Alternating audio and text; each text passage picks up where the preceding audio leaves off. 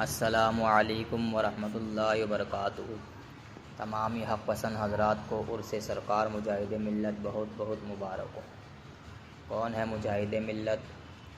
اگر کوئی مجھ سے پوچھے کہ مجاہد ملت کون ہے تو چند جملوں میں میرا جواب ہوگا کہ مجاہد ملت وہ ہے جنہوں نے اپنے دور میں اعلیٰ حضرت رضی اللہ تعالیٰ عنہ کی تحریک تحفظ ناموس رسالت کو مرنے نہ دیا، بلکہ اپنی علمی شان اور عملی آن بان سے اس کے تن نازنین میں نئی جان ڈال دی۔ مجاہد ملت وہ ہے جنہوں نے حضور حجت الاسلام علیہ الرحمہ کی اجازت و خلافت کا نہ صرف بھرم رکھا بلکہ دنیا کے سامنے اپنے کردار و عمل سے رضوی خلافت کا اصلی مقام اس سوز و گدا سے پیش فرمایا کہ دنیا عش عش کر اٹھی۔ حرمین طیبین کی حرمت سے کھیلنے والی جنت المعلیٰ و جنت البقیع میں امہات المومنین اہل بیت اطہار اور صحابہ کرام رضوان اللہ تعالی علیہم اجمعین کے قبہ جات کو ڈھانے والی اور بلڈوزر چلا کر مزارات مقدسہ کو شہید کرنے والی گنبد خضرا شریف کو مسمار کرنے کی ناپاک تمنا رکھنے والی اللہ و رسول کے دشمن سعودی حکومت نے ایک بار پھر یزیدی مظالم کی یاد تازہ کر دی۔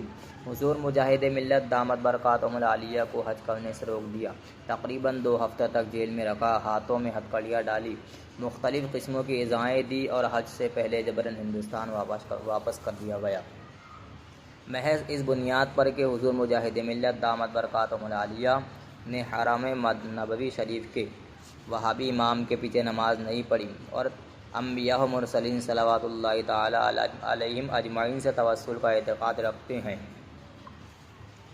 پیش ہے مجاہد ملت کے اوراق حیات سے کچھ انمول جواہر پارے جس کی سطر مسلک اعلیٰ حضرت کا طوفان ہے، بریلویت کی تڑپ ہے، مسلک اسلاف کی پاسداری ہے، فکر رضا کی سچی ترجمانی ہے اور وہ عناصر ترکیبی ہے جنہوں نے اڑیسہ کے مولانا حبیب الرحمن کو عالم اہل سنت کا مجاہد ملت بنا دیا۔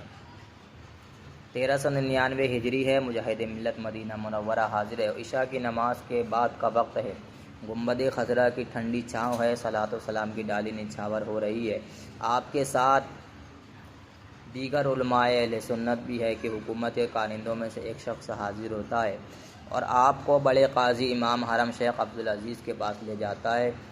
بڑا قاضی، آپ ہمارے پیچھے نماز کیوں نہیں پڑھتے؟ مجاہد ملت فرماتے ہیں، ہم انبیاء و مرسلین صلوات اللہ تعالی علیہم اجمعین سے توسل کرنے کو جائز کہتے ہیں اور تم لوگ اسے شرک کہتے ہو۔ اب تمہارے عقیدے کی بنا پر ہم مشرک ٹھہرے، لہٰذا ہم تمہارے پیچھے نماز کیسے پڑھیں؟ حضور مجاہد ملت کے اس بیان کو قلم بند کروا کر بڑے قاضی نے آپ سے دستخط لینا چاہا تو آپ نے فرمایا، الفاظ امام حرم کے ساتھ وہابی کا لفظ بھی لکھو تاکہ یہ بات بالکل واضح ہو جائے کہ میں وہابی امام حرم کے پیچھے نماز نہیں پڑھتا۔ چنانچہ وہابی بڑے قاضی نے اپنے قلم سے وہابی کا لفظ بڑھا کر آپ سے دستخط لیا۔ وہابی قاضی، ہم لوگوں کے پیچھے نماز ناجائز ہونے کی وجہ بتاؤ۔ سرکار مجاہد ملت فرماتے ہیں، تم لوگ مکفر المسلمین ہو، اس لیے کہ انبیاء و مرسلین صلوات اللہ و تسلیم سے توسل کرنے کو تم لوگوں کے شرک کہنے کی بنا پر تمام مسلمانوں کا کافر و مشرک ہونا لازم آتا ہے۔ ہمارے فقہا نے فرمایا ہے، جس قول کی بنا پر تمام مسلمانوں کا کافر ہونا لازم آتا ہو وہ قول خود کفر ہوتا ہے۔ ہمارے فقہا نے یہ بھی فرمایا ہے کہ جس شخص کے قول پر کفر لازم آئے اس کے پیچھے نماز جائز نہیں۔ وہابی قاضی کہتا ہے، کہاں اور کس مدرسے میں پڑھا؟ مجاہد ملت فرماتے ہیں، مدرسہ سبحانیہ الہ آباد میں، مدرسہ معینیہ اجمیر شریف میں، جامعہ نعیمیہ مراد آباد میں۔ وہابی قاضی کہتا ہے، بریلی کے مدرسے میں نہیں پڑھا۔ حق و باطل کے درمیان کیسی امتیاز کی لکیر کھینچ دی تھی امام احمد رضا نے کہ آپ کی ذات تو امتیاز اہل سنت ہی ہے، آپ کی نسبت سے آپ کا شہر بھی امتیاز اہل سنت ہے۔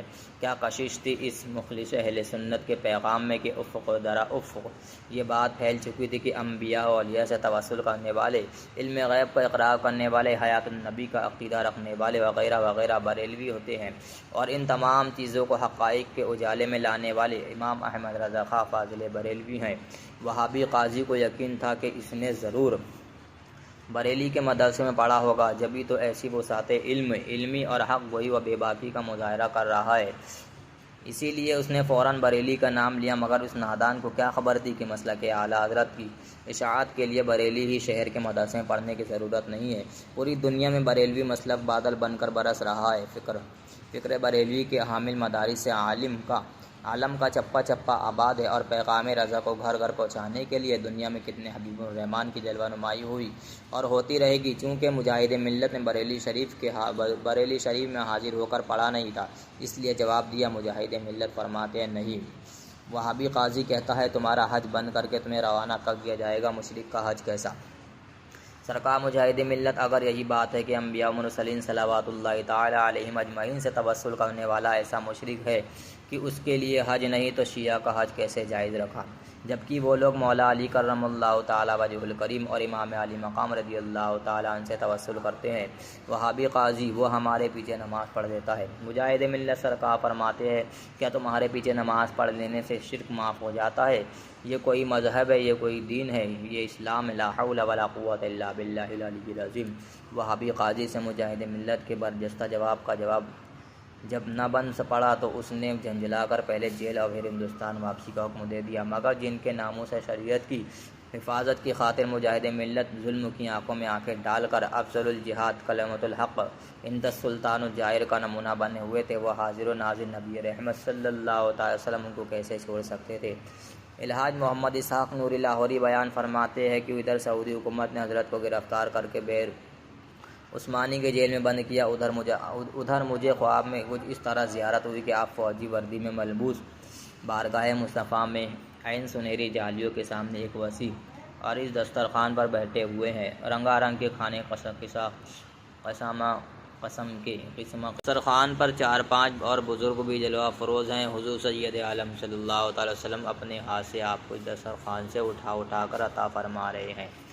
سبحان اللہ۔ اللہ تبارک و تعالیٰ کی دعا ہے مولا تعالیٰ ہم سب کو اس کے پیارے حبیب صلی اللہ تعالی وسلم کے صدقے طفیل تمام دشمنان خدا و رسول، وہابی، دیوبندی، صلح کلی، اتاری، شاکری، تطہیری سے بچنے کی توفیق و رفیق عطا فرمائے، اور مسلک اعلیٰ حضرت پر سختی سے قائم و دائم رہنے کی توفیق و رفیق عطا فرمائے۔ السلام۔